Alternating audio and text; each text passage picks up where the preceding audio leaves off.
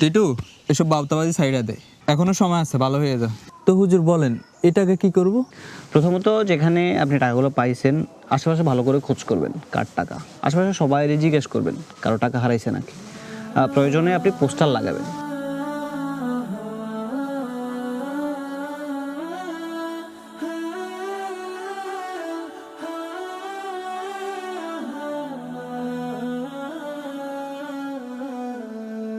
মনে মনে প্রতিক্ষণে তোমার নামের বসবাস, তুমি বিনে মোর ধ্যানে শূন্য। কিরে জাকির, কি খুঁজতেছস?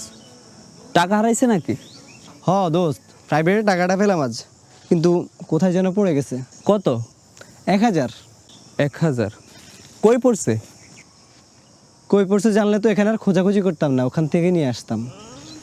আচ্ছা ঠিক আছে দোস্ত, তুই দেখ, কেউ পাইলে আমি তোরে জানাবো নে। আচ্ছা ঠিক আছে। ঠিক আছে।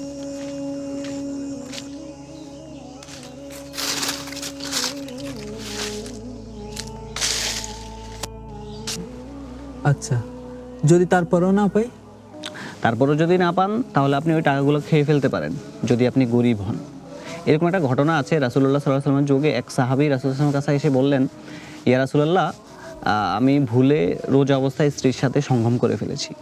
তো রাসূলুল্লাহ সাল্লাল্লাহু আলাইহি ওয়াসাল্লাম তাকে বললেন যে তাহলে তুমি 60টা রোজা